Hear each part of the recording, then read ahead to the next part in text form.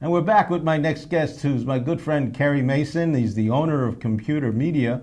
He's been in business in Broward and Palm Beach County for 30 years, has worked in computers and aerospace since 1970, including projects for NASA, the U.S. Department of Defense, the Jet Propulsion Laboratories, and the U.S. Army, Marines, and Air Force. These days, he stands ready for virtually any problem you can throw at him, and I can personally attest for that. He is amazing when it comes to computer repair. So thanks for being with me, Carey. Thank you so much for having me here, Barry. It's a real pleasure to have this discussion with you. So what's the cloud and how safe is it? That's a great question. A lot of people have been asking about the cloud lately. And my basic definition of the cloud is a computer out of town. Of course, it could be used to store anything that you normally store on a computer. And the safety of it is certainly up for question. I would say if you're going to use the cloud for storage, that you even be careful as to what sensitive data you put up there, because as we've seen recently, there pretty much is no unhackable computer. I mean, you can do a lot to make computers safe, but you can't make them bulletproof.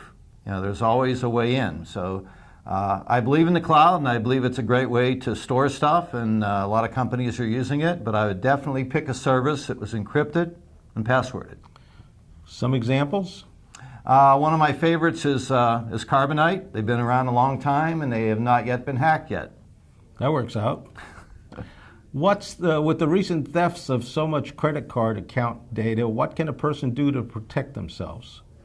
Well, as far as protecting the recent hacks in the department stores and big box stores that have been attacked, the hack was on their side, on their server, and you certainly would want to protect your system from your side, but you can't really stop what happens out there in the big world. But I would say that if you have debit cards and credit cards, I would seriously protect the debit card. And personally, I would not use a debit card online. I would not use it at a public restaurant or other facility, because you can dispute a charge on a credit card, but when the money's gone from your bank account, from a debit card, you may not be able to get it back. So I would protect the debit cards very well, and be careful with credit cards. Watch the account carefully and protect my own personal system for attacks from that side. And when you are on a site, you have to make sure that it's HTTPS rather than just an HTTP. Doesn't that make it more secure? That makes sites more secure, yes. Those are encrypted sites, which are safer. But I mean, the discussion of web safety is a whole hour in itself. I give presentations, as I did yesterday, about internet safety and web safety from all angles. You did a great job, too. Do you have any tips for staying safe while using email? I surely do. And one of the things that I hear people say, I'm safe because I only open emails from people that I know. Well, this is complete fallacy, wives' tale. Because if the people that you know have poor security on their system and their system sends out a virus, it's going to come from one of your friends. So your friends are going to accidentally, unknowingly send you a virus too. As I see almost every week, somebody's email gets hacked or attacked or infected, and it sends out the virus to every member on their contact list. In fact, recently I saw a psychotherapist business, and it sent out some very bad and very embarrassing emails to all their contacts. Wow. Should you be changing your password, and should you be using the same password in different circumstances? That's a great question. I would say that religiously you should change your password and never use the same password for any accounts. In other words, everyone should have a different password and keep a record of that someplace that's not on the computer itself. And how often should you change the password? Well, I like to change them about once a month, but changing them more frequently wouldn't hurt. So you got to keep remembering all the different passwords you're using, because you can't use the old ones again. Yeah, yes, exactly. So it makes it difficult. Anyway, are we stuck with the versions of Windows that came on systems from all the retail stores, or are there alternatives? You're talking about Windows 8. Right now, when you walk into a store, an office supply store, a big box store, everything has Windows 8 on it. And people are mostly unhappy with that operating system. However, there are alternatives.